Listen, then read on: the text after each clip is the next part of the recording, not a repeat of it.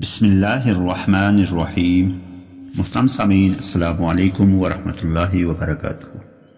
آج ہم آپ کی خدمت میں ایک بہترین وظیفہ پیش کر رہے ہیں۔ ماہ شعبان المعظم کے اندر یہ وظیفہ ہمیں رزق میں تنگی سے نجات اور اللہ کی طرف سے غیبی مدد کا بہترین وظیفہ ثابت ہوتا ہے۔ محترم ناظرین، آج کی اس ویڈیو میں ہم آپ کو بتا رہے ہیں ایک ایسا وظیفہ جو ہمیں فقر تنگ دستی سے نجات دے، اللہ تبارک و تعالیٰ کی طرف سے غیبی مدد کے دروازے کھلیں اور ہمارے لیے آسانیاں ہی آسانیاں ہوں۔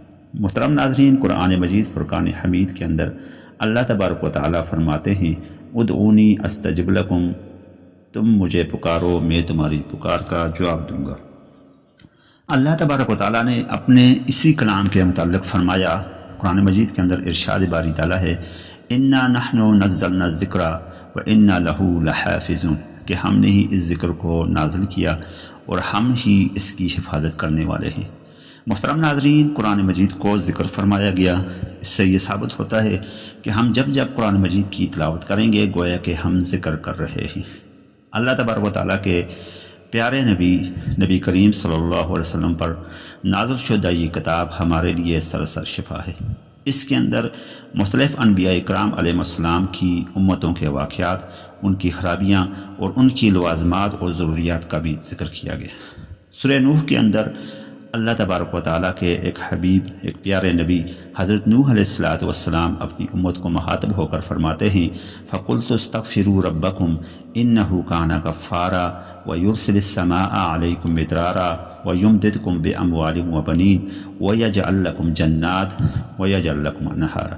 محترم ناظرین، ان 4-5 آیات کا خلاصہ مفہوم مطلب یہ ہے کہ یہ نبی حضرت نوح علیہ السلام غالباً فرما رہے ہیں اپنی امت سے کہ آپ اپنے رب سے استغفار کیجئے، بے شک وہ بخشنے والا ہے۔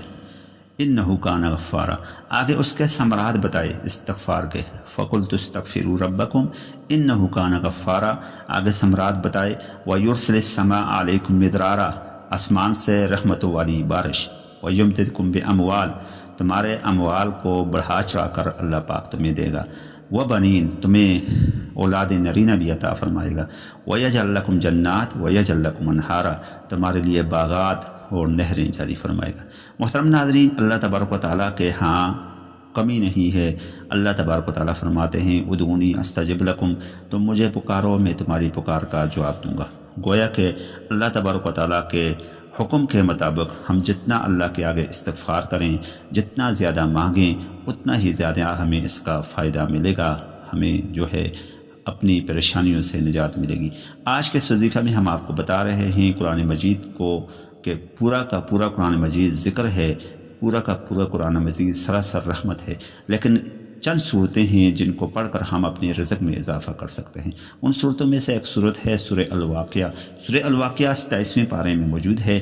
اس سورہ مبارکہ کی فضیلت، اس کی اہمیت یہ ہے کہ اس کو جتنا زیادہ پڑھیں، بالخصوص مغرب کی نماز کے بعد پڑھیں، رات کو سونے سے پہلے مغرب کی نماز کے بعد خود اور اہل و عیال کو خصوصی طور پر بٹھا کر پڑھیں، تو اس سے آپ کے رزق میں اضافہ ہوگا۔ یہ ایک نبی کریم صلی اللہ علیہ وسلم کی ایک حدیث مبارکہ کے مفہوم کے مطابق یہ حکم ہے کہ جو شخص جس گھر کے اندر سورہ واقعہ پڑھی جائے، اس گھر کے اندر کبھی فاقہ نہیں آتا، کبھی فقر نہیں آتا۔ تو جی ناظرین، یہ آج کا مختصر وظیفہ ہے۔ سورہ الواقعہ 27ویں پارے میں موجود ہے۔ سورہ الرحمن، جس کو عروس القرآن فرمایا گیا، بالکل اس کے ساتھ جڑی ہوئی یہ صورت ہے۔ 27ویں پارے کی آخر سے 4تھا سپارہ اور شروع سے 27واں پارہ، اس کے اندر یہ صورت موجود ہے۔ اگر آپ کو یہ زبانی یاد نہیں ہے تو اس کو دیکھ کر پڑھیں، کم از کم آپ کے 5 سے 7 منٹ لگیں گے۔ اگر آپ کو زبانی یاد ہے تو آپ 3 سے 4 منٹ میں اس کو پڑھ سکتے ہیں۔ حفاظ کرام، علماء کرام اس کو زبانی یاد کرتے ہیں تو ان کے لیے آسانی ہو جاتی ہے۔ ہماری مائیں بہنیں جو کہ کام کر رہی ہوتی ہیں وہ ٹائم نکالیں اور مغرب کی نماز کے فوراً بعد پڑھیں، اس کے بہت زیادہ دور رس نتائج آپ خود محسوس کریں گے۔ ہمارا تھا یہ آج کا پیغام۔ بہترین وظائف کے لیے ہمارے چینل کو لائک، سبسکرائب اور شیئر کیجیے، اپنی بہترین رائے سے آگاہ کیجیے، فیڈ بیک دیجیے۔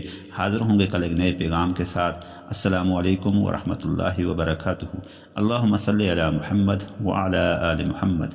كما صليت على إبراهيم وعلى آل إبراهيم إنك حميد مجيد اللهم بارك على محمد وعلى آل محمد كما باركت على إبراهيم وعلى آل إبراهيم إنك حميد مجيد صدق الله العظيم.